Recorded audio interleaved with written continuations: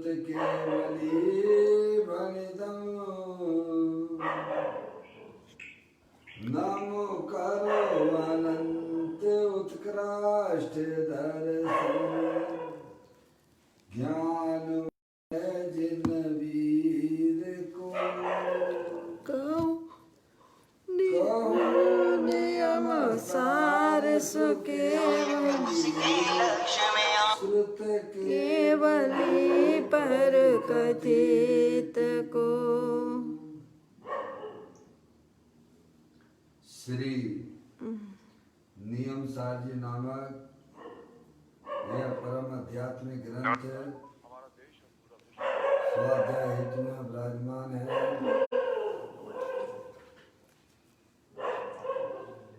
इसके रचयिता श्री आचार्य कुमकुंद देव है और इसके टीकाकार पदम क्रमधारी देव मनराज है।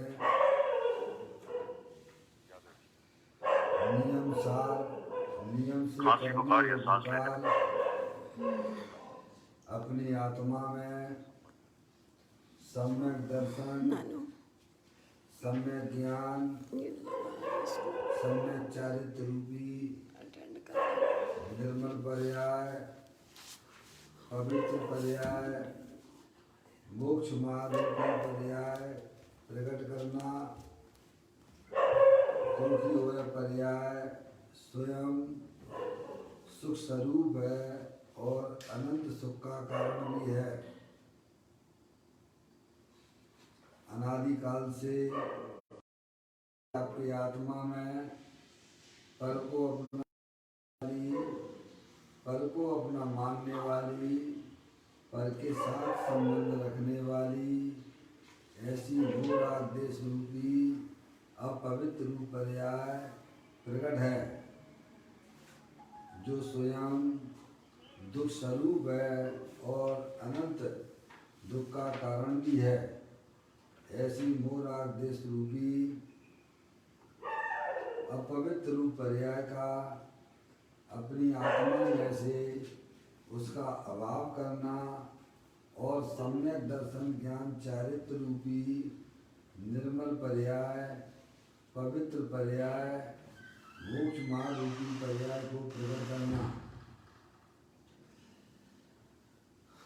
ऐसे कार्य की प्राप्ति जिनवाणी माता के माध्यम से अपने आत्मा के स्वरूप को पहचानना, अपनी जो आत्म वस्तु है वह परद्रव प्रभाव और पर्याय से विभिन्न अखंड ज्ञान ज्योति स्वरूप है। ऐसे गायक प्रभु परमात्मा का माँ जनवाणी माता के द्वारा परिचय करके तत्पश्चात शरीर रागादि की दृष्टि छोड़कर अंदर जो अखंड ज्ञान ज्योति स्वरूप भगवान आत्मा है, ऐसे गायक प्रभु परमात्मा में अपनापन स्थापित करना और उसी को निज रूप से जानना, अपनी वर्तमान पर्याय को अपने गायक प्रभु परमात्मा में धर्म कराना, उसे ही अयंत परमात्मा धर्म कहते हैं। देखिएगा यहाँ पर नियम सार जी ग्रंथ का 5वां अधिकार जिसका नाम है परमार्थ प्रतिक्रमण की चर्चा यहाँ चल रही है। अधिकार के अनुसार निश्चय चारित्र किसे कहना उसकी चर्चा यहाँ पर की गई है। 85 नंबर का यहाँ पर गाथा चल रही है कि वह निश्चय चारित्र निश्चय प्रतिक्रमण किसको होता है, तो कहते हैं कि निश्चय चारित्र के धारक संतों को ही वास्तव में निश्चय प्रतिक्रमण होता है। क्या निश्चय चारित्र के धारक संतों को ही वास्तव में निश्चय प्रतिक्रमण होता है। ये चर्चा यहाँ पर गाथा 85 के माध्यम से बात आ रही है। इसका पाठ कर लेते हैं अपन। जो जीव छोड़ो अनाचरण आचार में स्थिरता धरे प्रतिक्रमण में है इसीलिए प्रतिक्रमण कहते हैं उसी जो जीव छोड़कर क्या अनाचरण आचार में स्थिरता है, यानी जो जीव बैर मुक्ता छोड़कर अंदर अपना जो अखंड ज्ञान ज्योति स्वरूप भगवान आत्मा है उसमें जो चरण करते हैं उन्हें निश्चय से प्रतिक्रमण होता है, उसे कहते हैं कैसे प्रतिक्रमण, या अपनी पर्याय जो है जो बैर मुक्ता को प्राप्त हो रही है वह सब अनाचार है। समझ नहीं आप? दो प्रकार से होती है, शुभ अशुभ भाव के कारण से हमारी आत्मा की पर्याय है, वैसा वो सब अनाचार के रूप में जाती है? आचार यानी जो अपने गायक प्रभु परमात्मा में चरण करे उसे ही वास्तव में निश्चय से प्रतिक्रमण होता है। ये गाथा मूल में यह बताती है, यानी जो परिणाम अपने गायक प्रभु परमात्मा में रमण करता है उसको कहते हैं आचार यानी प्रतिक्रमण। समझे आप? और जो पर्याय अपने गायक प्रभु परमात्मा को छोड़कर बाहर में चरण करती है वह सब अनाचरण है, वह आत्मा का आचार नहीं है। क्या? उसे ही वास्तव में निश्चय से प्रतिक्रमण होता है। ये बात मूल गाथा में है भाई, और इसकी टीका भी अपन ने कल पढ़ी थी। अभी यह चर्चा चूँकि अनुशीलन के माध्यम से चल रही है तो आप देखिएगा यहाँ पर कल 4 बातें आई थी। दोष है, दोष की बात आई थी। आपको मालूम ही होगा अतिक्रमण, वितक्रम और अतिचार और अनाचार ये दोष होते हैं पर्याय के। अतिक्रम का मतलब था आत्मा से दूर बसना, यानी पर्याय अपनी द्रव्य स्वभाव से दूर रहती है तो उसे बोलते हैं अतिक्रम। अध्यात्म की बात चल रही है। अतिक्रम आत्मा से दूर बसना, यानी पर्याय अपने गायक प्रभु परमात्मा से है दूर है, दूर रहती है, बसना है दूर रहती है, उसे अतिक्रम कहते हैं। और व्यतिक्रम किसे कहते हैं? विशेष दूर बसना, बहुत दूर चले जाना, उसको कहते हैं व्यतिक्रम। और अतिचार निर्बलता का दोष, अस्थिरता का दोष, वह कहलाता है अतिचार।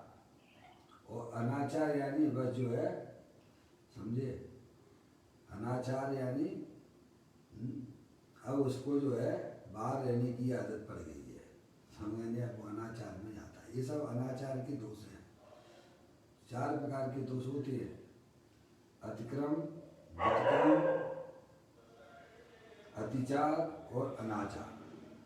अरे आगम में जैसे अतिक्रम आप थोड़ा समझने के लिए बताता हूँ। जैसे आपने किसी चीज़ का त्याग कर दिया है और फिर मन में आपको इच्छा होती है उसकी, तो वो अतिक्रम में चला जाता है। मौसी मौसी मम्मी आवाज़ आ रही है? आप लोग, मैं आपको नाम लेके इसीलिए पूछता हूँ कि आप लोग जागृत हैं? समझे? आप सुन पा रहे हो कि नहीं सुन पा रहे हो? हाँ, यानी जो चीज़ अपन ने छोड़ दी है उसके संबंध में अपने मन में जो विकल्प उठता है वह कहलाता अतिक्रम। सबसे पहले मन में दोष होता है, समझ नहीं? दोष बता रहे हैं। जैसे आपने कल मैंने बताया था, आपने रात्रि में पानी पीने का त्याग किया, और भयंकर गर्मी पड़ रही है, मन में जो है विकल्प आया कि पानी जो है पी ले तो ठीक है, व्याकुलता हो रही है, आकुल व्याकुल मन हो रहा है। पानी होता तो अच्छा है, पानी पी लेते तो ठीक रहती है। किन्हीं कारणों से आपने जो है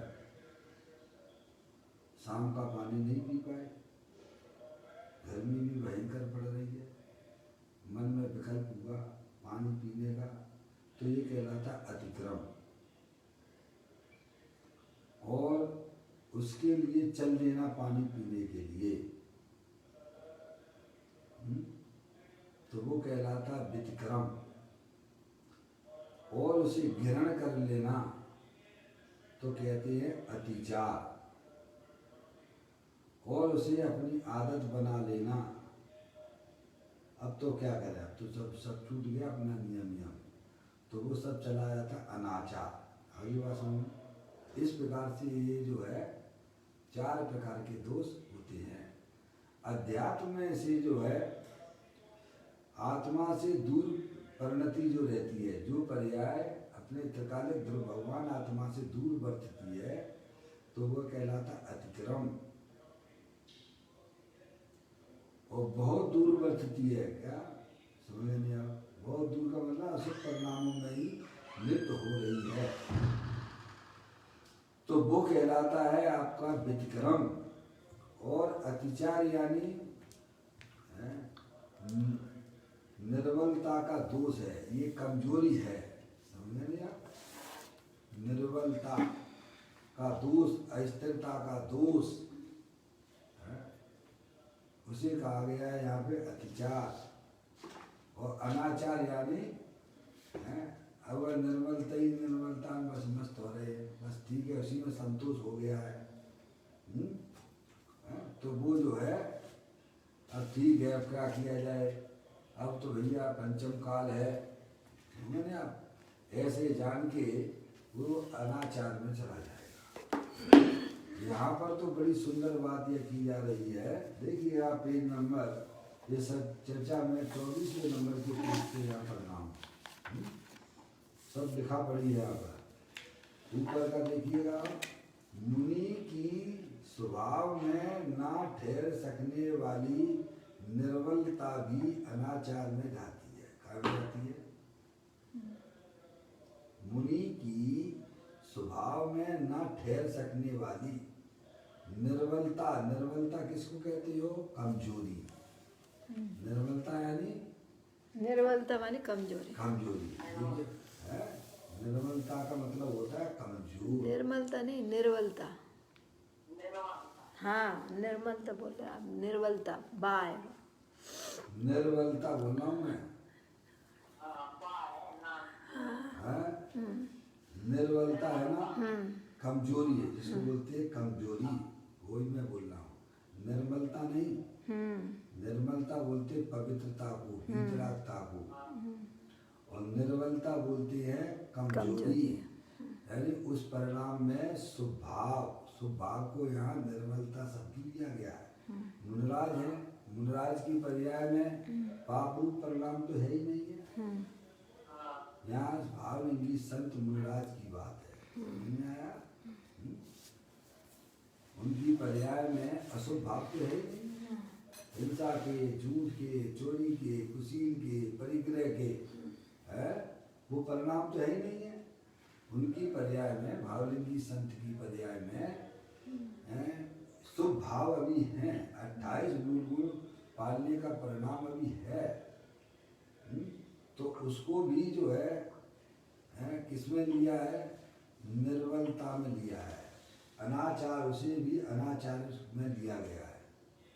ठीक है भाई?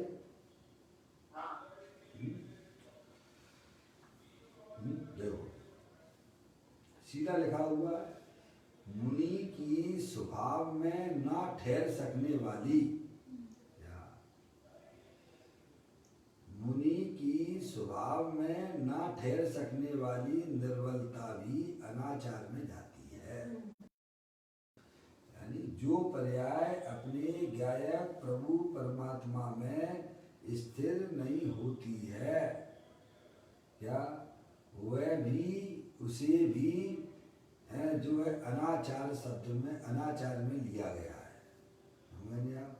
यानी आत्मा की पर्याय में जो मजबूती आती है वह मजबूती अपने गायक प्रभु परमात्मा के आश्रय से आती है। क्या समझे ना?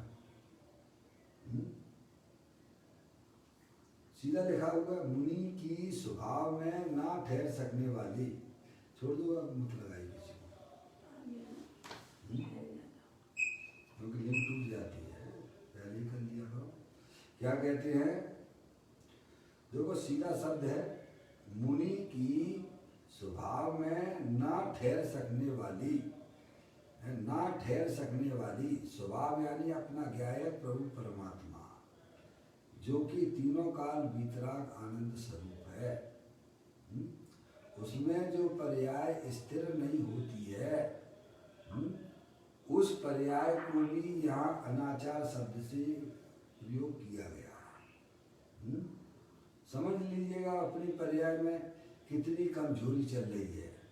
जो अपने आत्मा को नहीं जानते हैं, अपनी आत्मा को अपना नहीं मानते हैं, उनकी पर्याय में कितनी बड़ी कमजोरी और पामरता चल रही है। दुनिया में बहुत इम्यूनिटी की बात की जाती है अजय भाई, पर वो इम्यूनिटी कैसे आएगी? ताकत, पर्याय की ताकत अपने त्रिकालिक ध्रुव भगवान आत्मा जो अनंत शक्तियों के भंडार वाला है, उसके आश्रय लेने से ही पर्याय में मजबूती आती है। आजकल की बोलचाल भाषा में तो इसको ऐसे ही समझा जा सकता है। इम्यूनिटी की जो बात चलती है ना भाई साहब, पाप के परिणामों से हमारी पर्याय बहुत बड़ी कमजोर होती है। पुण्य के परिणामों में भी वह पर्याय कमजोर ही है एक प्रकार से। समझ गए ना आप? लेकिन वीतराग रूपी परिणाम वह अपने गायक प्रभु परमात्मा का आश्रय लिए हुए है, वह पर्याय बहुत मजबूती के साथ में खड़ी रहती है। उसी को ही वास्तव में मजबूत पर्याय, वीतराग परिणाम को मजबूत पर्याय कही जाती है। समझ गए आप? आपको अपनी पर्याय में मजबूती अगर लाना है तो अपना जो त्रिकालिक ध्रुव भगवान आत्मा जो तीनों काल स्थायी रूप से मजबूत रूप से विद्यमान है, उसका आश्रय लेने से पर्याय में निर्बलता यानी कमजोरी दूर होती है और उसमें ताकत आती है। डॉक्टर साहब है लाइन पर?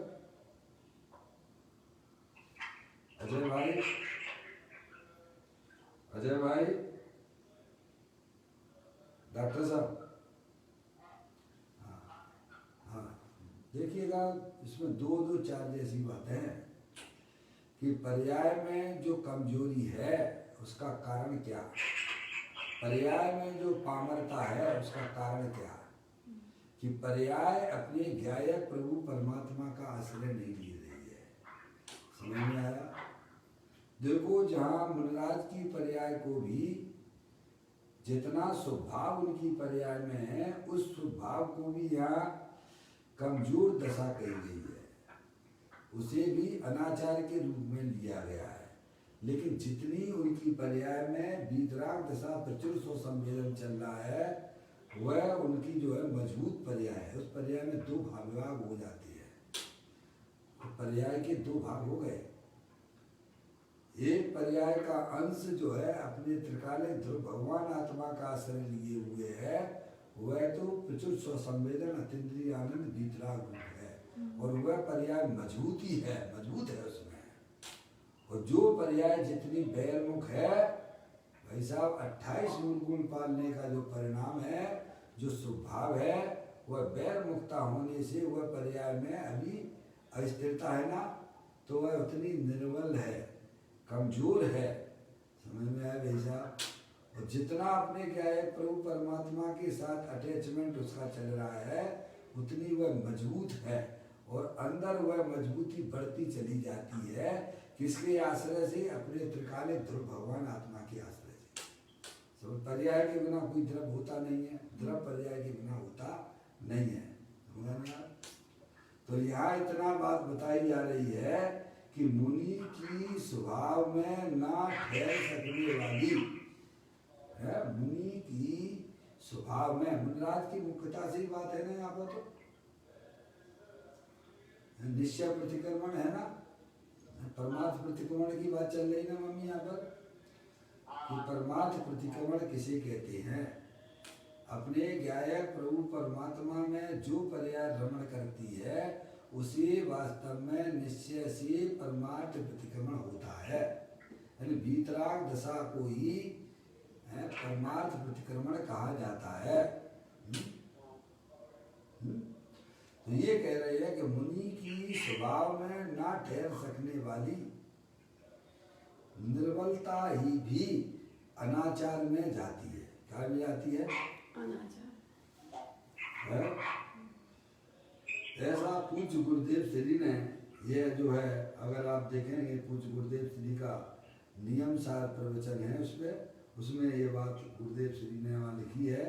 नियम सार प्रवचन पृष्ठ नंबर 685 पर पूज्य गुरुदेव श्री के प्रवचन है, उन्होंने ये बात निकाली है उसमें से। अब देखिएगा, यहाँ मुनि की बात है, दाता मुनि की बात है, परमार्थ प्रतिक्रमण की बात है कि परमार्थ प्रतिक्रमण किसको होता है? मुनिराजों को होता है। आंशिक रूप से प्रतिक्रमण, निश्चय प्रतिक्रमण समय दृष्टि जी को चौथे गुण स्थान में भी हो जाता है, क्योंकि उसको पुण्य पाप की रुचि ना होने के कारण से अपने ज्ञायक प्रभु परमात्मा की रुचि है, तो उसको भी आंशिक रूप से वह निश्चय प्रतिक्रमण है। पर वह प्रतिक्रमण ऐसा है कि वह वास्तव में दिखाई नहीं देता है, पर उसको स्वयं अनुभव में ऐसा हुआ। इसलिए या तो मुख्यता मुनियों की बात है नहीं, यहाँ मुनि की बात है। देखो आप गुरुदेव श्री ने भी यहाँ खोला बहुत सुंदर कि दृष्टि अपेक्षा से अनाचार छोड़ने के उपरांत अस्थिरता का अनाचार, अस्थिरता का अनाचार, अस्थिरता का अनाचार क्या है? पुण्य पाप की अस्थिरता को छोड़कर मुनि अपने स्वभाव में स्थिर होते हैं। क्या पुण्य पाप की रुचि तो चौथे गुण स्थान में छूट जाती है मम्मी। पुण्य पाप की रुचि, पुण्य पाप के परिणामों की रुचि है चौथे गुण स्थान में छूट जाती है। जिन्हें पुण्य पाप नहीं कीना,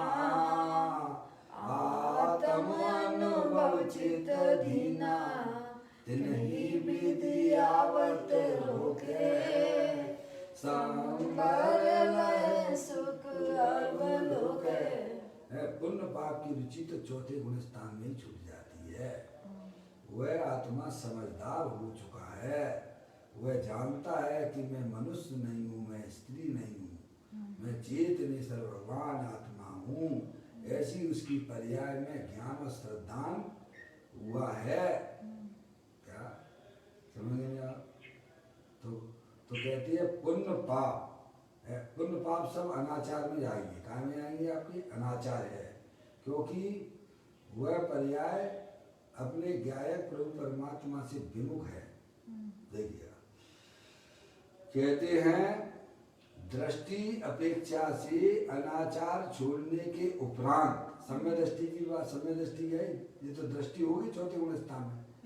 दृष्टि से, दृष्टि अपेक्षा से अनाचार छोड़ने के उपरांत, बात की बात है ना, पहले से समय दृष्टि होता है, उपरांत लिखा ना मैंने, उपरांत शब्द का उपयोग किया गया है कब? ज्ञायक प्रभु परमात्मा की दृष्टि होने के बाद है। यानी यह बात निश्चित है कि आत्मा के अनुभव के बिना कोई भी जीव मुनि होता नहीं है, और जो होते हैं वे वास्तव में मुनि नहीं कहलाते।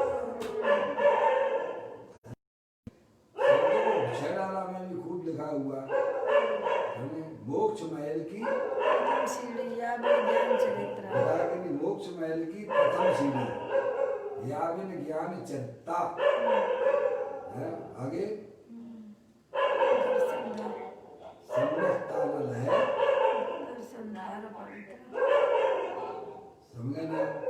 सम्यक्त दर्शन के बिना कोई भी जीव पर्याय में मुनि नहीं हो सकता है। भले द्रव्यलिंग ले ले, लेकिन उसमें आत्मा का अनुभव जरूरी है, तब वह कैसा उसका मुनिपना सही कहलाए। तो कहते हैं दृष्टि अपेक्षा से अनाचार छोड़ने के उपरांत, आगे ना समय दर्शन होने के बाद है? दृष्टि अपेक्षा से अनाचार छोड़ने के उपरांत अस्थिरता का अनाचार अर्थात पुण्य पाप की अस्थिरता को छोड़कर, किसको? पुण्य पाप की अस्थिरता को छोड़कर मुनि अपने स्वभाव में स्थिर होते हैं।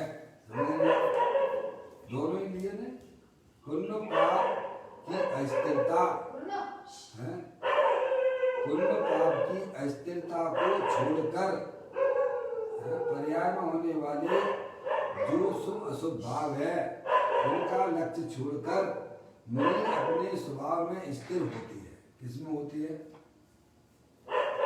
अपना जो त्रिकालिक ध्रुव भगवान आत्मा जो तीनों काल बीतकर आनंद स्वरूप है, ऐसे गायक परमात्मा में अपने पर्याय को स्थिर करते हैं। ये करते हैं मुनिराज। लोगों को लगता है कि मुनि अकेले अकेले क्या करते हैं, जंगल में क्या करते हैं मुनिराज? ये काम करते हैं। क्या करते हैं? हाँ, अपने गायक प्रभु परमात्मा के साथ उनकी पर्याय निरंतर अतीन्द्रिय आनंद में मस्त रहती है। ये करते हैं। पुण्य पाप बहिर्मुख तत्व है, आश्रत तत्व है, वह तो संसार का कारण है। तो चौथे गुणस्थान में पुण्य पाप की रुचि छूटती है और फिर जो शुभ भाव मुनिराज की पर्याय में होती है उसका भी वह उसको भी छोड़ते हुए, उसका भी लक्ष्य छोड़ते हुए अपने त्रिकालिक ध्रुव भगवान आत्मा में बिल्कुल अनंत परमात्मा जैसे, जैसे वेदी पे विराजमान है ना, टंकोत की उनकी बात है, उनकी पर्याय निरंतर अपने आनंद में मस्त है। अनंत दर्शन, अनंत ज्ञान, अनंत सुख, अनंत भी। बस मुनिराज की दशा भी है वैसे ही कैसे अपने आनंद है, तो कितना उपसर्ग आता है उनकी समझ नहीं आप। लेकिन वो उपसर्गों की कोई परवाह नहीं करते हैं, क्योंकि तो अंदर में इतनी मजबूत ही चीज वस्तु मिली हुई है, आत्म वस्तु इतना मजबूत है कि भाई साहब उसका आश्रय लेने से पर्याय में भी मजबूती आ जाती है, वितराग दशा की प्राप्ति होती है, अतीन्द्रिय आनंद की प्राप्ति होती है। ये करते हैं मुनिराज काम, समझे यार। क्योंकि घर पर रह के श्रावक रह के उतना पर्याय में स्थिरता नहीं आ पाती है, समझे आप। बहुत सारे जो है कैसम है संयोगों का लौकिक कार्यों के बने रहते हैं, अटैचमेंट बना रहता है, इसीलिए वो सब छोड़ छाड़ के ग्रस्तपना त्याग कर मुनि धर्म अंगीकार करके निस्वभाव साधन के द्वारा, काय के द्वारा? निस्वभाव साधन। आप पढ़ते ही हो ना, अरिहंत परमात्मा को जब क्या ग्रस्तपना त्याग कर, पहले तो ग्रस्तपने के जो भाव होते हैं अपनी आत्मा में उन सब का त्याग करके, ग्रस्तपना का मतलब क्या है? गृहस्थी में गृहस्थी संबंधित जो आत्मा की पर्याय में रागादिक परिणाम हो उनका बुद्धि पूर्वक त्याग करती है। जो संसार विषय सुख होता तीर्थंकर क्यों त्यागे, काय को शिव साधन करके संयम समझ नहीं आप। ये है तो वो जो है इस प्रकार ग्रस्तपना त्याग कर निस्वभाव साधन द्वारा, यानी अपना त्रिकालिक ध्रुव भगवान आत्मा का आश्रय लेके आनंद और ज्ञान और आनंद अंदर में पर्याय में बढ़ोतरी होती रहती है। जितना जितना आप अपने पर्याय को अपने गायक प्रभु परमात्मा का आश्रय लेंगे उतनी उतनी पर्याय में मजबूती आपको मिलेगी। कमजोरी तो पुण्य पाप के परिणामों से होती है। क्या पर्याय में जो कमजोरी है वह वैर मुक्ता के कारण से है, पर पदार्थों की रुचि के कारण से है। बहुत बात करते हैं लोग इम्यूनिटी की, ताकत की बात करते हैं। ऐसा समझ गए नहीं आप? कहते नहीं भाई साहब ये खा लो तो आपकी इम्यूनिटी बहुत अच्छी हो जाएगी। आपका मतलब कौन? शरीर की आत्मा। किसकी इम्यूनिटी बढ़ाना? तो शरीर की कि अपने आत्मा की? और तुम कौन हो? किनका सेवन करने से इम्यूनिटी बढ़ती है? पर्याय में ताकत का ऐसे आती है? भारी पर पदार्थों के सेवन से आती है कि अपने ज्ञाय प्रभु परमात्मा का सेवन करने से पर्याय में इम्यूनिटी आती है?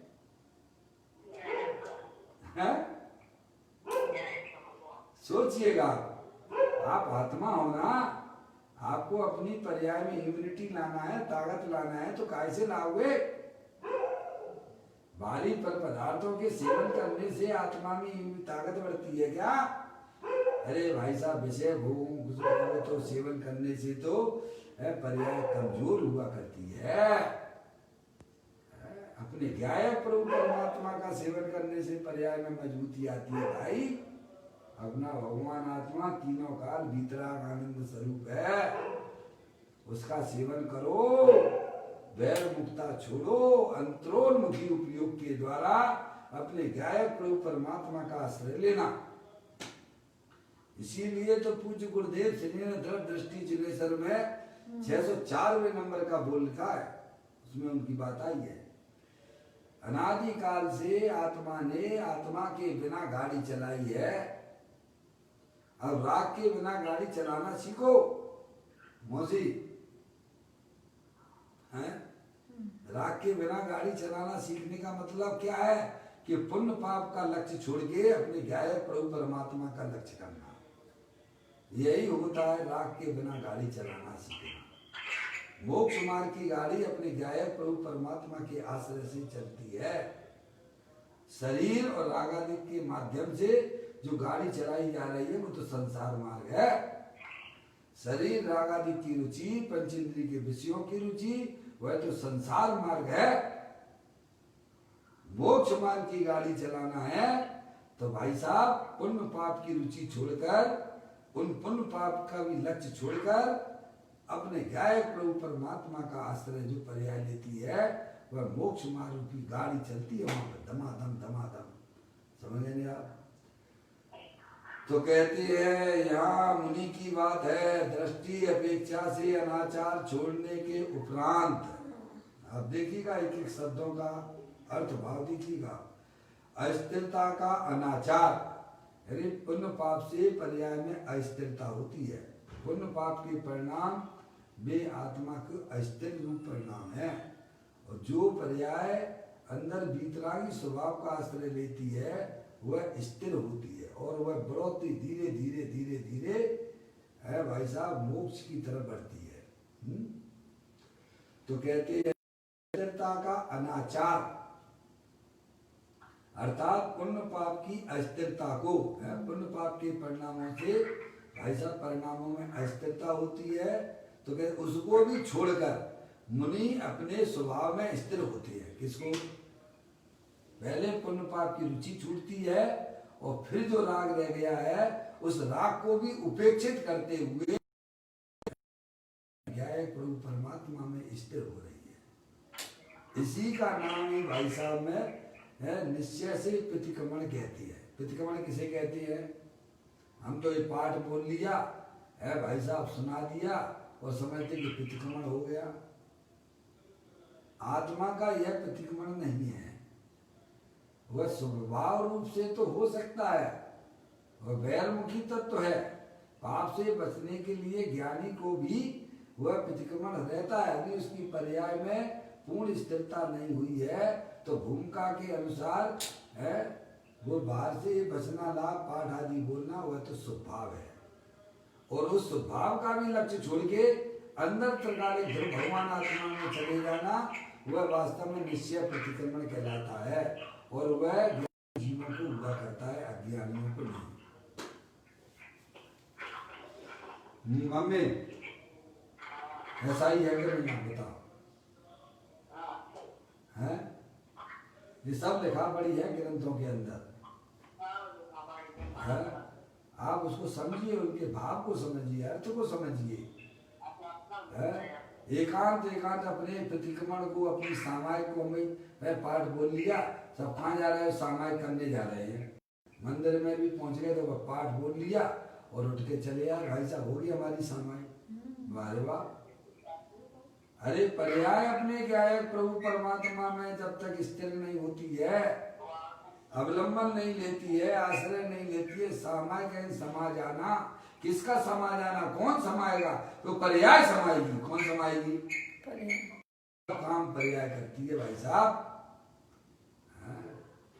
अपने क्या है, प्रभु परमात्मा में समा जाना, उसको कहते हैं सामायिक। सम्यक प्रकार से अपने क्या है, प्रभु परमात्मा का आश्रय लेना, उसका नाम सामायिक है। ऐसी बात है भाई साहब। अब देखिएगा आगे पढ़ते अपन। निज परमात्म तत्व की भावना भाना ही आचार है। क्या कहा, निज परमात्म तत्व की भावना भाना ही आचार है, से सभी अनाचार है। समझ गए नहीं आप? भावना भाने का मतलब क्या, आश्रम रूप से नहीं, परिणमित रूप से है। क्या जीव लय केवल ज्ञान, तो केवल ऊपर ऊपर आश्रम रूपी भावना है, तो कहते नहीं विचार वाली भावना है, नहीं विकल्प वाली भावना है, नहीं वीतराग रूप से परिणमित होना आत्मा का, वह भावना, वह केवल ज्ञान की पर्याय को प्राप्त करती है। जो पर्याय अपने एकमात्र ज्ञाय प्रभु परमात्मा को केंद्रित करती हुई परिणमित होती है, वही वास्तविक भावना है। और वह पर्याय केवल ज्ञान को प्राप्त कराने वाली है। आत्म भावना भावता जीव लहे केवल ज्ञान को। तो यहाँ पर यह समझना चाहिए, निज परमात्म तत्व की भावना भाना ही आचार है और से सभी अनाचार है। जितना जो पर्याय वितराग रूप से परिणत हो रही है अपने ज्ञाय प्रभु परमात्मा का आश्रय लेके, वह तो वास्तव में आत्मा का आचार है, चारित्र है। और जितनी पर्याय बैरमुख है वह सब अनाचार की कोटि में जाती है। मुनराज के जो है, जो अस्थिरता है वह सब अनाचार में है, और जितनी पर्याय में स्थिरता है वह मुनि का आचार है। ये 28 मूल गुण और ये स्वभाव, ये तो अनाचार की कोटि में जाते हैं। किस में जाते हैं, बोलिए आप। जब मुनराज के स्वभावों को भी अनाचार कहा जा रहा है, तो हमारे आपके परिणाम भाई साहब टटोल लीजिए, कैसे सुंदर परिणाम होते होंगे आपके हमारे। 24 घंटा पंचेंद्रिय के विषयों की तरफ ये मुख बना हुआ है। थोड़ी बहुत भगवान की पूजा भक्ति कर ली है भाई साहब, और अपन समझते कि अपन मुक्ति की तरफ जा रहे हैं। मुक्ति स्वरूपी आत्मा का जब तक ज्ञान श्रद्धान हमारी पर्याय में नहीं है, उसकी जब तक रमणता हमारी पर्याय में नहीं होगी, तब तक मुक्ति रूपी लक्ष्मी प्राप्त होने वाली नहीं है। कहते हैं निज परमात्म तत्व की भावना भाना ही आचार है, से सभी अनाचार है। आत्मा के स्वभाव में सहज होने वाला ही तपोधन है, वही वास्तव में आत्मा का तप है और वही आत्मा का धन है। क्या, कौन सा, आत्मा के स्वभाव में सहज स्थिरता होने वाला है, ना किसी से लेना ना किसी से देना, सहज हो जाना। पर्याय में सहज होना, तो पर्याय में सहजता कैसे आएगी, बिना सम्यक भेद ज्ञान के नहीं आएगी। पहली बात तो ये, पर्याय की चंचलता कैसे रुकेगी, परद्रव्यों की तरफ भागने की तरफ नहीं मिलेगी, रुकेगी। परद्रव्यों की तरफ जो हमारी परिणति जाती है, जो उपयोग जाता है, वह तो चंचल रूप से है, वह तो संसार को बढ़ाने वाला है। सही बात। पर्याय में स्थिरता तो भाई साहब स्वभाव जब आएगी जब आपकी पर्याय में स्वभाव का यथार्थ सम्यक वेद ज्ञान हो। और यथार्थ सम्यक वेद ज्ञान जब पर्याय में होता है तब वह पर्याय समझदार हो जाती है। साहब ये चीज ग्रहण करनी है और ये चीज ग्रहण करने योग्य है। समझ में आया भाई साहब? अपना चेतनेश्वर भगवान आत्मा अतीन्द्रिय आनंद स्वरूप है, यह ग्रहण करने योग्य है, यह आश्रय करने योग्य है। और जितने भी हमारी आत्मा में षोडशों विकल्प होती है वे सब छोड़ने योग्य हैं। उनका लक्ष्य छोड़ दीजिएगा। वे सब संसार है, उनका सेवन उनकी रुचि छोड़ना सबसे पहले है। तो सम्यक वेद ज्ञान के द्वारा ही जीव अपनी पर्याय में वीतराग आनंद दशा की प्राप्ति कर सकता है। और वह वीतराग आनंद दशा अपने गायक प्रभु परमात्मा के आश्रय से होती है। कहते हैं आत्मा के स्वभाव में सहज स्थिर होने वाला ही तपोधन है। यही तप है। कौन सा तप है? जैसे आप सोने को बारंबार तपाते हो ना, अग्नि में तब सोलह टन मौसी, सोने को जितना अधिक आप तपाएंगे उतना सोना वह सब चमकदार होता है, उतनी उसकी शुद्धता बढ़ती चली जाती है। ऐसे ही अपनी पर्याय में भाई साहब बारंबार बारंबार बारंबार जब उपयोग अपने गायक प्रभु परमात्मा की तरफ जाता है तो उस पर्याय में चमक दमक आती है वीतराग आनंद की। काय की चमक आती है? वीतराग आनंद की चमक आती है। बारंबार वेद ज्ञान उच्चारण समझ गए आप? बारंबार बारंबार। और हम निरंतर अपनी आत्मा को भूले हुए हैं। देखो दशा हो रही है ना, हर जगह कमजोरी कमजोरी कमजोरी कमजोरी। शरीर का लक्ष्य करके है, पर द्रव्यों का लक्ष्य करके हमने अपनी पर्याय को कैसा बना के रखा है भाई? आप कैसी पर्याय के साथ में रहना पसंद करेंगे? पर्याय के साथ में तो आपको रहना ही पड़ेगा। बिना पर्याय के कोई द्रव्य रहता नहीं है जगत में। परिणति सब जीव की तीन भांत वर्णी, एक पुण्य एक पाप एक राग हरणी। क्या बताइए आप? पर्याय के बिना जगत में किसी ने द्रव्य देखा हो तो बताइए।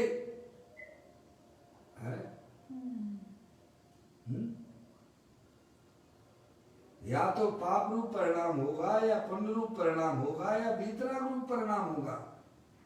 परिणाम यानी पर्याय। आप कैसी पर्याय के साथ में अपनी आत्मा के साथ में रहना चाहते हो? मलिन पर्याय के साथ में रहना चाहते हो कि पवित्र पर्याय के साथ में रहना चाहते हो? ये तो आपको चुनाव करना पड़ेगा ना। पुण्य पाप की रुचि वाले वह मलिन पर्याय के साथ में रहते हैं और आत्मा की रुचि करने वाले पवित्र पर्याय के साथ में रहते हैं। अनादि काल से हमारा आत्मा पुण्य पाप की रुचि होने के कारण से मलिन पर्याय के साथ में है।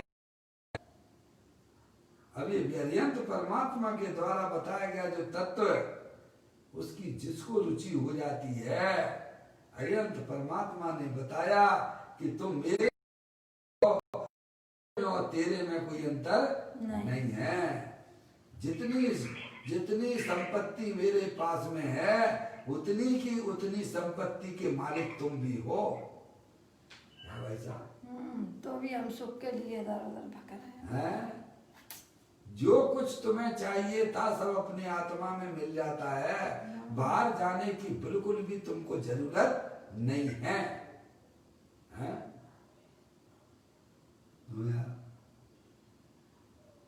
ऐसी बात है।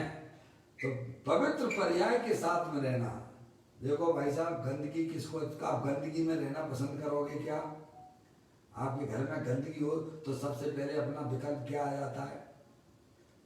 आपका शरीर भी गंदा हो तो आप क्या करते हो? सबसे पहले गंदे शरीर के साथ में भी रहना पसंद करते हो क्या? नहाते हो है? है। घर में भी गंदा हो तो वही सब यहाँ नहीं रहना, अब साफ कर लीजिए फिर रहिए आप, है। स्वच्छता तो सभी को प्रिय है ना, प्रिय है कि नहीं है स्वच्छता? है। अरे स्वच्छता सभी को प्रिय है कि नहीं है? सबको प्रिय है, गंदगी किसी को पसंद नहीं। आप गंदे शरीर के साथ भी रहना पसंद करते, सबसे पहले भाई साहब नहा लो तो मन जरा अच्छा लगता है। क्या लगता है? लगता है कि नहीं लगता है? बोलिए आप। हैं? नहाने से शरीर की गंदगी जो है निकल गई है तो जरा मन जरा अच्छा लगता है भाई साहब? ऐसे ही हमारे मन में जो पुण्य पाप की जो रुचि बनी हुई है वह गंदगी है। उसके साथ में हमारा आत्मा अनादिकाल से रह रहा है। वो लोग कैसे रहता होगा? पामर बन के रहता है। कैसे क्या रहेगा? दुखी बन के रहता है। ऐसी गंदगी को साफ करना हो तो माँ जनवाणी माता के द्वारा अपने आत्मा के स्वरूप को पहचानना। मैं परम पवित्र स्वभाव वाला हूँ। शरीर रागादिक परिणतियां होने पर भी मैं स्वभाव से गंदा नहीं होता हूँ। ऐसा जो दृष्टि जो ज्ञान हुआ वह पर्याय अंतर्मुखी होते हुए पुण्य पाप की रुचि छोड़ते हुए सन्मुख गायक की होती है। और फिर जो पुण्य के परिणाम मुनराज की पर्याय में रह जाती है उनको भी छोड़कर क्या कहा? किसका अवलंबन लेते हैं? वो निर्मल पर्याय सब जो भगवान आत्मा है उसका। समझ में आया? अपना जो कारण शुद्ध आत्मा जो तीनों काल शुद्ध है, वीतराग स्वरूप है, ऐसे गायक प्रभु परमात्मा का पर्याय जब आश्रय लेती है तब उसको निश्चय प्रतिक्रमण होती है। वही वास्तव में आत्मा का वास्तविक धन है, तपोधन है। तपना तप दिया ना, इच्छा निरोधो तप का है ना आगम में। इच्छा का निरोध करना, इच्छा का निरोध करना। 24 घंटा हमारी पर्याय में कितनी प्रकार की इच्छाएं होती हैं? आप बैठ के जरा बता पाओगे? रात शाम को बैठना अपने लिए 2-4-5 मिनट समय दे सकते हो कि नहीं दे सकते हो?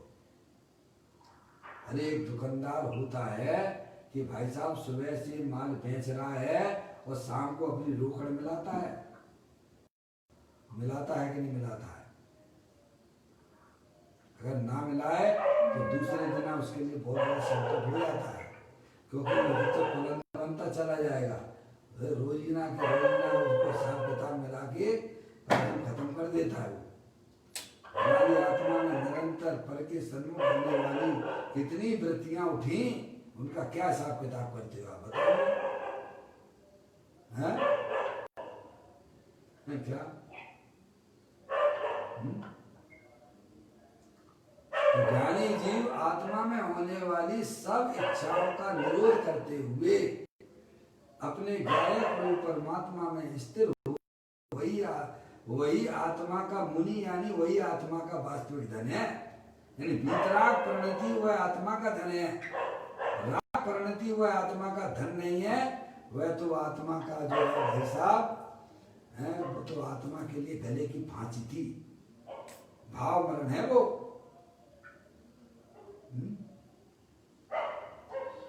तो कहते हैं आत्मा के स्वभाव में सहज स्थिर होने वाला ही तपोधन है। क्या? अपने गायक प्रभु परमात्मा का जो पर्याय आश्रय लेती है वह आपका वास्तविक धन है।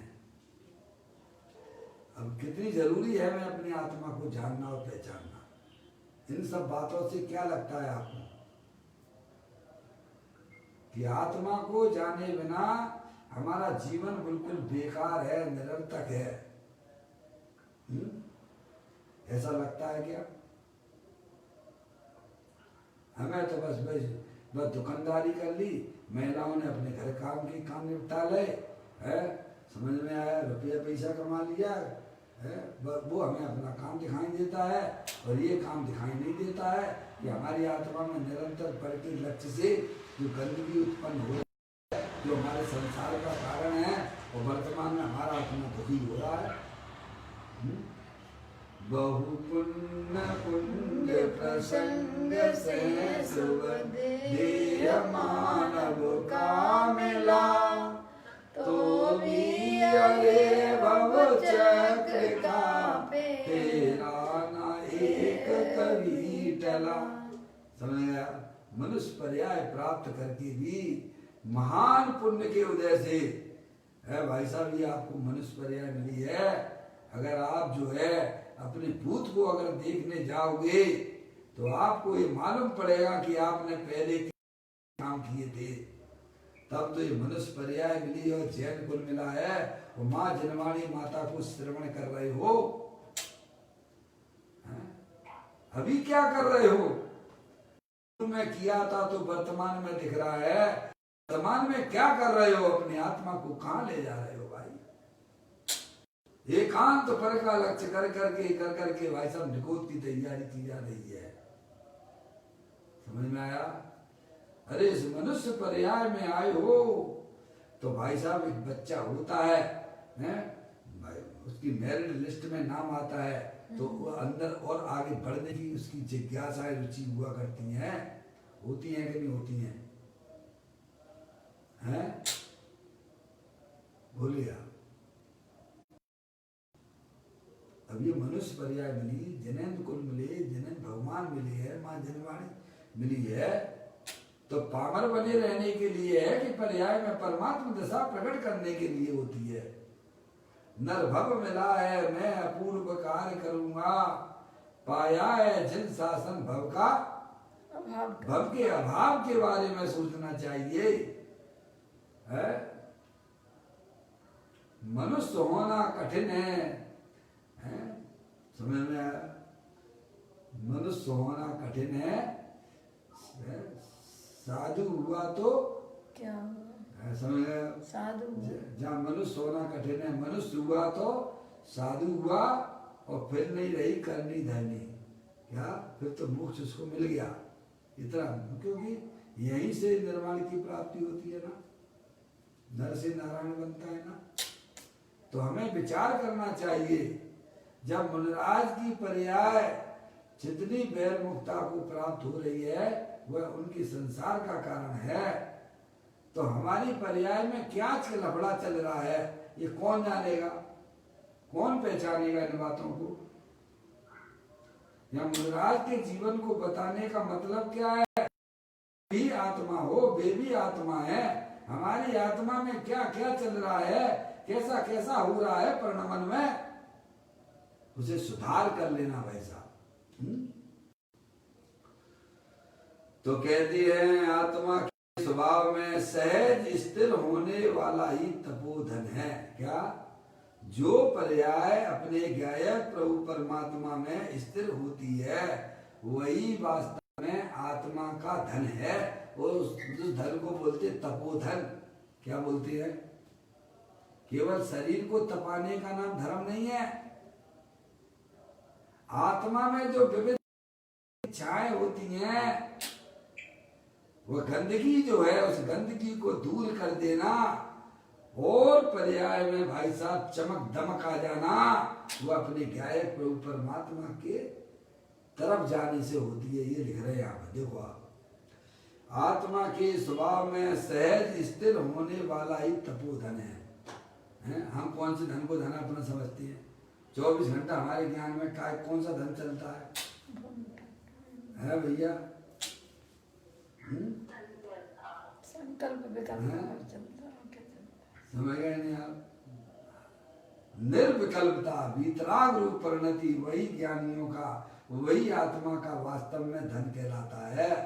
वीतराग रूप परिणति वह आत्मा का धन है, वह तपोधन है।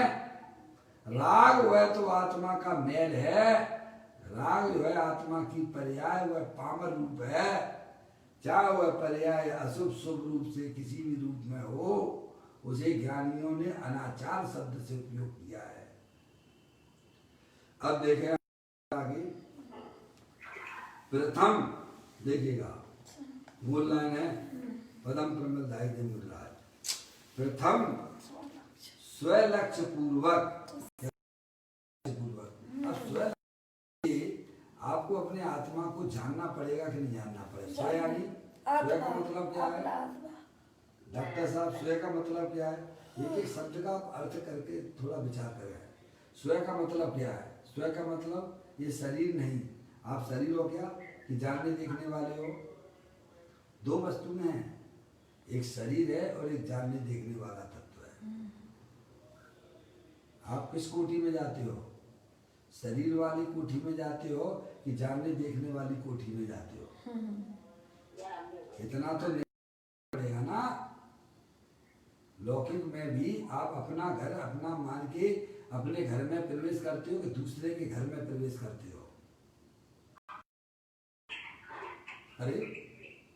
अरे जहां कहाँ दिक्कत आ रही है? अरे लौकिक में भी आप अपना घर अपना जानते हो, मानते हो और आनंद से अपने घर में प्रवेश करते हो, दूसरे के घर में तो नहीं करते हो ना। अभी दो ज्ञान चाहिए कि नहीं चाहिए? स्वपर प्रकाशक वाले कि स्वयं कौन सी वस्तु है, पर कौन सी है? शरीर है वह जानने देखने की शक्ति से रहित है। बोलो है कि नहीं है? देखने वाला वह आत्मा है। चीजें अलग अलग हैं। शरीर वह मूर्तिक है, जड़ है, और चेतनेश्वर भगवान आत्मा वह जानने देखने वाला पिंड है। उसी को आत्मा अरिहंत परमात्मा कहते हैं। तो कहते स्वयं लक्ष्य पूर्वक। क्या लक्ष्य करने वाली कोई पर्याय हुआ करती? किसका लक्ष्य करती है? अपने ज्ञान आत्मा का लक्ष्य करती है। तो अब अपने आत्मा को जानने के लिए जरूरी है कि नहीं है?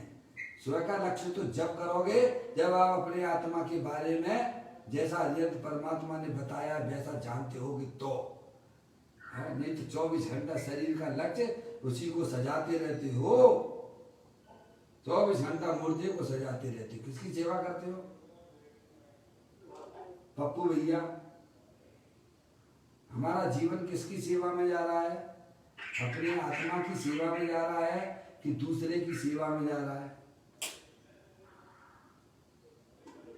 अरे बोलो, 24 घंटा हमारा किसकी सेवा में जा रहा है? इतनी बढ़िया मनुष्य पर्याय प्राप्त की है भाई साहब। देखो आप त्रियंश गति के दुख अपने सामने दिखाई दे रहे हैं। जन्म मरण नित्य करते करते काल अनंत बिताए, आज हम जिन राय तुम्हारे द्वारे आए। कितने कितने कीड़ों के पर शरीर धारण किए, सर्प बन के रहा भाई साहब, चींटी बन के रहा हमारा आत्मा, पेड़ बन के खड़ा रहा हजारों वर्षों तक। आज ये मनुष्य पर्याय में प्राप्त हुई है तो किसकी सेवा के लिए? अरे ये तो असंगी पंचेंद्रिय जीव शरीर की सेवा में लगे रहती है। और हम भी अगर अपना जीवन इस शरीर की सेवा में लगा रहे हैं तो संगी होकर भी असंगी हैं। इस मनुष्य पर्याय की कीमत करना सीखो। बड़ी मुश्किल से जो हमारे पास में आज हमें मिली है। हमारा जीवन किसकी सेवा में जा रहा है? ज्ञानी कहते अरे भाई तुम चेतनेश्वर भगवान आत्मा हो, अमूर्तिक प्रदेशों का पुंज प्रसिद्ध ज्ञानादि गुणों का धारी, अनादि निधन वस्तु तुम हो। तुम शरीर नहीं हो भाई, शरीर जड़ है। तुम चेतनेश्वर हो, उसकी सेवा करो। उसकी सेवा दर्शन से होती है, ज्ञान से होती है, चारित्र से होती है भाई साहब। कैसे होती है? अपने ज्ञाय प्रभु परमात्मा का ज्ञान करो, मैं चेतनेश्वर हूँ ऐसा श्रद्धान करो। मैं मनुष्य नहीं हूँ। इसके बल से पर्याय जो खड़ी होती है वह बीतराग रूप परिणति होती है और वही वास्तव में आत्मा का तपोधन कहलाता है। क्या भाई साहब? है जय भैया? आत्म जागृति। मैं चेतनेश्वर भगवान आत्मा हूँ।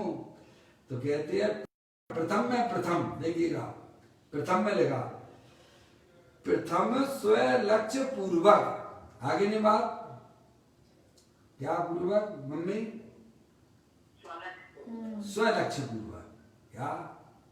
हाँ, क्या गजब के एक एक शब्द इतने महत्वपूर्ण है भाई साहब। अब हमें जैन दर्शन समझ में नहीं, अरे कैसी बात, क्या समझ में नहीं आता है? तुम समझने का प्रयास तो करेगा, तुम आत्मा हो और आत्मा ही रहोगे। फिर समझदार बन के रहोगे तो भाई साहब वर्तमान में ही सुखी रूप परिणमन करोगे। बेवकूफ बन के रहोगे, अनादिकाल से रह रहे हो तो बने रहिए कीड़े मकोड़े, जहाँ से आए हो वहीं चले जाओगे। और कहाँ रहना तो पड़ेगा आपको इस लोक में, अनंत काल तक है। अनंत काल के लिए भाई साहब छुट्टी हो जाएगी, है। चींटी बन जाओगे, कीड़े मकोड़े बन जाओगे। जैसे हम अज्ञान दशा में घास के ऊपर चलते हैं लोग, हमारे ऊपर चले, फिर क्या करोगे तुम? हैं बोलो, क्या जवाब है हमारा अपने अपने आत्मा को देने के लिए? आज हम वैसे चलते हैं विषय भोगों में अंध होकर, नीचे जमीन पर हैं। कितने जीव हमारे पैरों के तले अपने प्राण को तज देते हैं।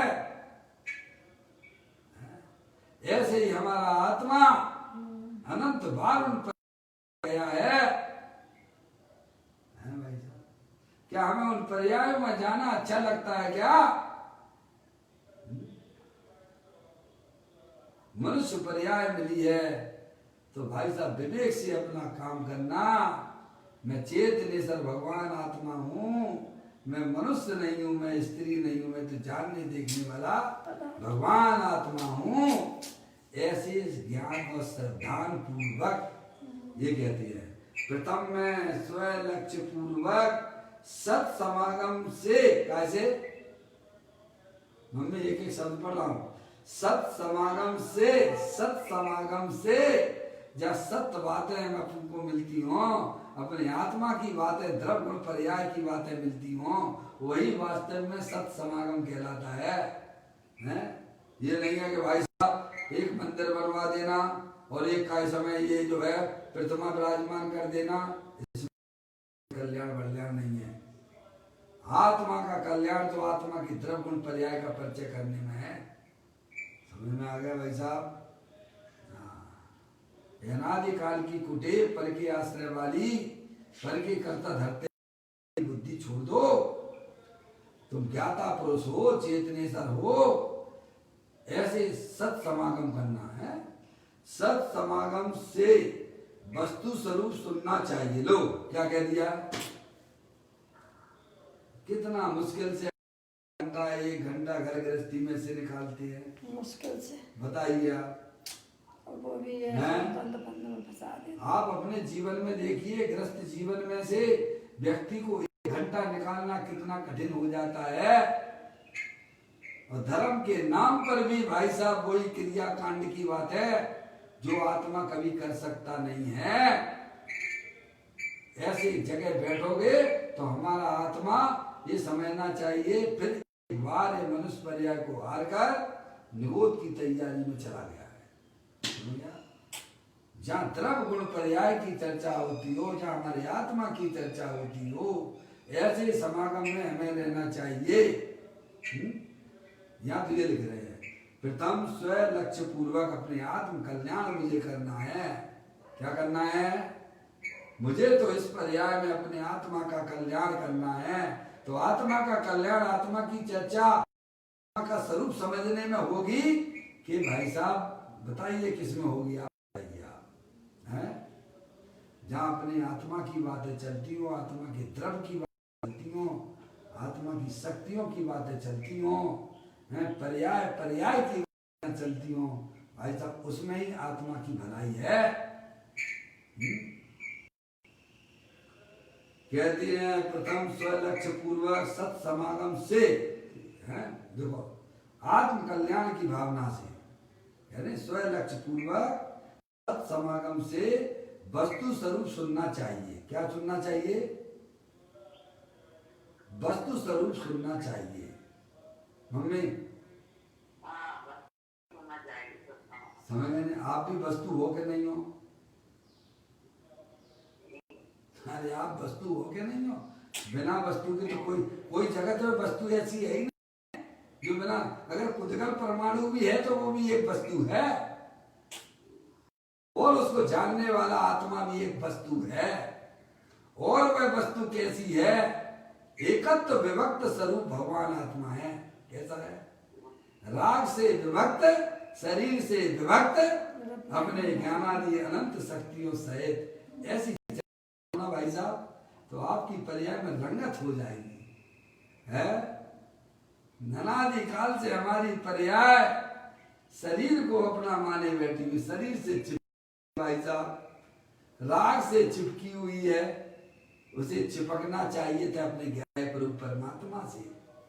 किससे चिपकी बैठी हुई है? जब आप इस प्रकार की में अपना इंटरेस्ट दिखाएंगे, रुचि दिखाएंगे, तो आपकी पर्याय भी मुनराज जैसी पर्याय में संलग्न हो जाएगी, ज्ञानियों की पर्याय में संलग्न हो जाएगा। क्योंकि मेरा ये भगवान आत्मा तीनों काल राग से विभक्त है और अपने ज्ञान आदि अनंत शक्तियों सहित विराज। यही तो आचार्य कुंद देव ने एकत्व विभक्त से मैं अपनी आत्मा को दिखाऊंगा। कैसे दिखाऊंगा? अपने एकत्व विभक्त लिया ना, तो यही तो वस्तु स्वरूप है ना। वस्तु स्वरूप को बताने वाले ग्रंथ समय सर आदि ग्रंथ हैं। तो कहते ऐसे वस्तु स्वरूप को सुनना चाहिए कि आप भी एक चैतन्य वस्तु हो। फिर कहते हैं समय हो गया भाई साहब, थोड़ा सा इसको पढ़ लेते हैं। कहते हैं मैं पूरा पढ़ता हूँ, देखिएगा, फिर इसका थोड़ा सा कम देखेंगे।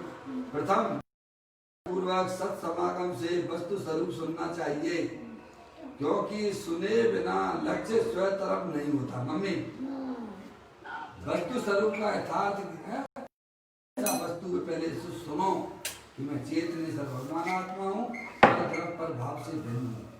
तो कहते हैं सुने बिना लक्ष्य स्वयं तरफ नहीं होता, यानी पर्याय का झुकाव परमात्मा की तरफ नहीं होता, नहीं होता।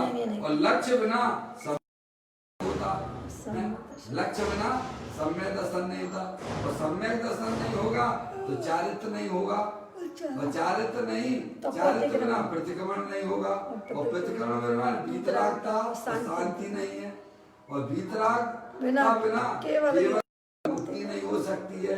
इसीलिए सर्वप्रथम यथार्थ वस्तु स्वरूप समझना चाहिए। एक से एक लिंक जुड़े हैं। अपनी ये चर्चा यहाँ चलती है, क्या वस्तु स्वरूप को दर्शाने वाली चर्चा है ये कह रहे हैं। सर्वप्रथम क्या करना? स्वयं लक्ष्य पूर्वक, मुझे तो इस मनुष्य पर्याय में अपनी आत्मा का कल्याण करना है। मुझे फ्यूल की बातें से हमें कोई इंटरेस्ट नहीं है। जिसमें हमारे आत्मा की द्रव की, गुण की और पर्याय की चर्चा चलती है, बस वो चर्चा ही हमारे लिए कल्याणकारी होती है। इस प्रकार से यह चर्चा अपन यहाँ पर, क्योंकि अभी समय नहीं है, कल अपन थोड़ा सा इसको लेंगे और फिर आगे आपका जो है 113वें नंबर का कलश आगे चालू होने वाला है। इस प्रकार अभी यह चर्चा को ही विराम लेती है। निज निज में बताई ये अनंत अनंत उपकार, उसके लिए जिन वाणी माँ को वंदना सतवार, वंदना सतवार। नमोवार नमो कर्मण।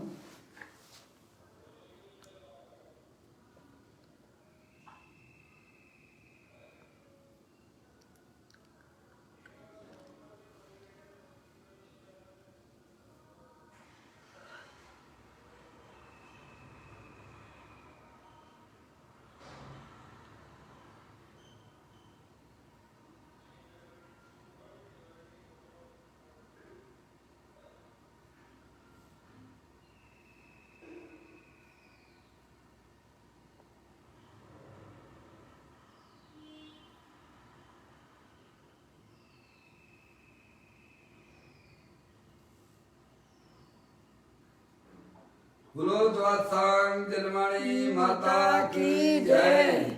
महा